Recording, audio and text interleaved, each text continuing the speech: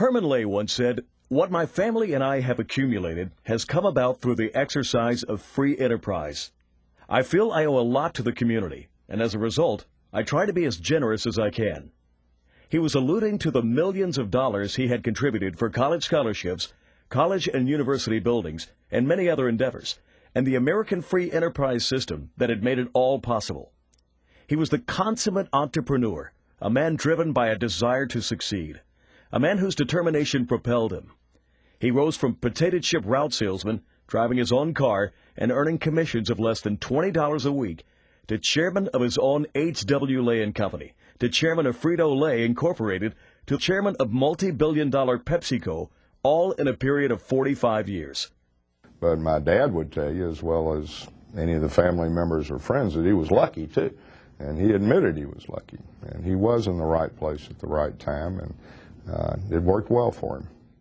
Herman Warden Lay was born June 3, 1909, in Charlotte, North Carolina, the son of Jesse N. and Bertha Erman Parley.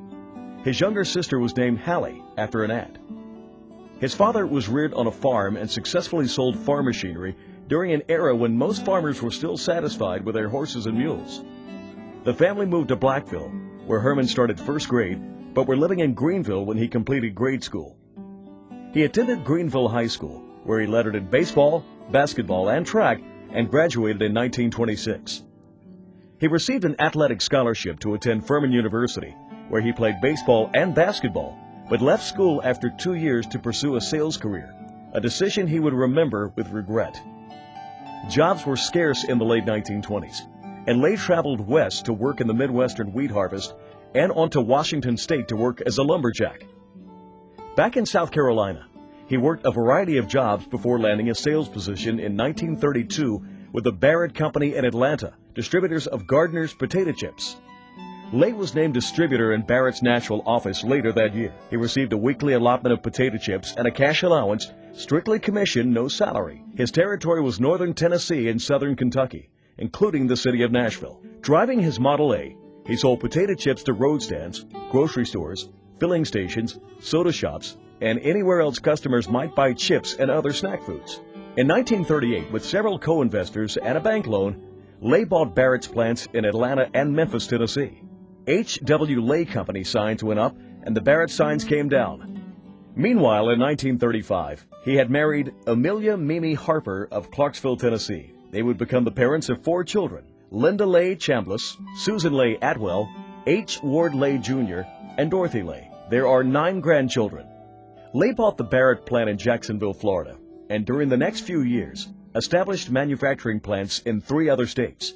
Next, he bought Red Dot and Rolled Gold, both Midwestern companies, increasing his product line and area. By then, it was Lay's potato chips rather than Gardner's. A lifelong learner, Lay constantly studied new business methods and attended seminars and courses.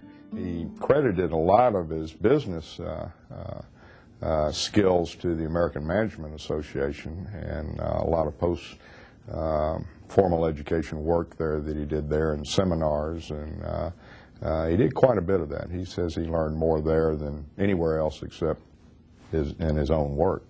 In 1954, ground was broken on a 140,000 square foot office and warehouse in Chamblee, Georgia, which brought 6 other manufacturing facilities into one building. Ward Lay Jr. was on hand for ribbon-cutting ceremonies. In 1956, H.W. Lay & Company became publicly owned. By then, it was the largest producer of potato chips and snack foods in the country. Lay was the consummate promoter, adopting the trademark Oscar the Happy Potato, having Oscar featured on his Orange Bowl parade float, and with Oscar becoming the first potato chip manufacturer to use television for advertising. Meanwhile, he had entered into an agreement with Dallas-based Frito Company to not only distribute its product, but also to manufacture it. Opportunity came his way again in 1961, when H.W. Lay Company merged with Frito Company. 3 years after the merger, Frito-Lay began trading on the New York Stock Exchange. On the home front, the merger meant moving his family to Dallas and leaving their home of 20 years in Atlanta. In Dallas, the Lays bought a lot in North Dallas, hired an architect, and built what one magazine writer described as a gone-with-the-wind colonial home.